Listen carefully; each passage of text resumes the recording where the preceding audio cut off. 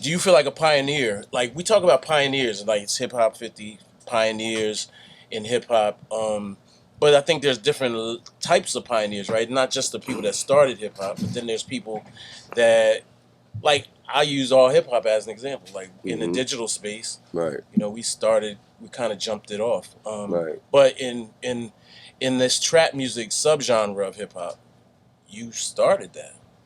Do you feel like a pioneer? I mean, I feel like it's a bit pretentious and self-gratuitous to just start tossing around titles, you know what I'm saying? Like, I feel like, bro, I was in the right place at the right time with the right idea that was executed and presented properly to the people. And it was agreed upon and replicated. Okay. And there was so much success in the initial execution, and so much success in the the spin-offs that they all collectively became so impactful and important that they spoke for people who did not have a voice or a platform to speak for themselves. I mean, just think about it, man. Like when trap music first came out. Okay, so the way trap music was made, the concept came from when my first album was dropped, I'm Serious, in 2001.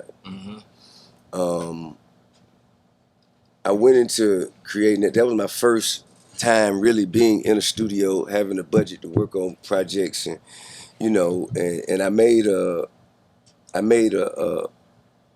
deal with myself that if I ever got a chance to really do what I love for a living, if I ever got a chance to really make it and be a performer, a rapper, that I would completely walk away from the trap. You know what I mean?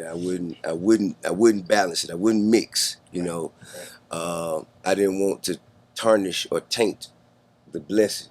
You know what I mean? So when I'm working on my first album, my sole intention was to make sure that people who publicize hip hop and people in other regions knew that we could rock with the best of, you know, and I had many different beats, and it was almost like a kid in the candy store. So I was in there like, hey, let's see what kind of song we can make today. Yeah.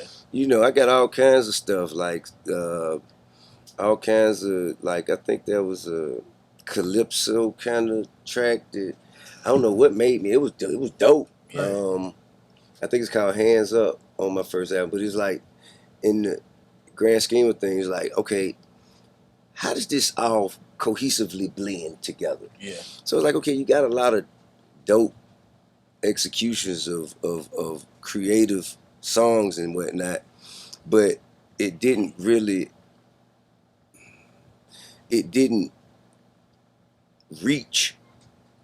the right people at the right time as a body of work. Right.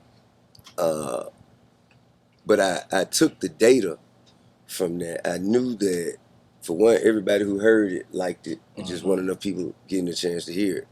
So me, Jason Jeter, Clay, Hannah, and the rest of Grand Hustle, we just made it our business to move around on our own instead of complaining about what wasn't being done, and instead of, you know, asking someone to do it for us. We just started moving around and hand to hand and putting it in the people's hand. And basically I tell you what, my motto was, or should I say my slogan: buy this CD for me. I'm going to sit here with you while you listen to it. And if you don't like it, I'm going to give you your money back. Right. You know, so we'll buy some gas and roll up, blow. And by the time we were maybe 2 blunts in, they were like, "Oh yeah, you hard." Yeah. And I never had to refund anyone's money. Wow. You know what I'm saying? And we did that in Macon, Augusta, right, Savannah, Columbia, South Carolina, Birmingham, Montgomery, Memphis, Knoxville, Tallahassee, Florida. You know what I mean? All the way up to Virginia, all the way over to Mississippi, all the way down Jacksonville, Orlando, Miami. You know what I'm saying? And it just started, began to spread and spread and spread. And so the data that we took, we knew that the songs that people were responding to that had the greatest reaction was Still Ain't Forgave Myself, Dope Boys in the Trap, and Panty Pumper #1. So I said, okay, well, if that's what they gravitate toward, I can just do a whole album of this and call it trap music. Right. You know what I mean? Because all of this is music about the trap, whether it's, you know, the lessons learned from the experiences, and, you know, how the tragedies and the pitfalls of this lifestyle can affect a person over time, or, you know, just the celebratory, anthemic display of when everything's going well and you up.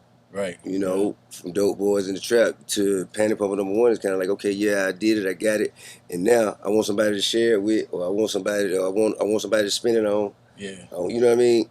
So all of that, it kind of blends itself or lends itself to the concept of everything about the life and lifestyle of a drug dealer.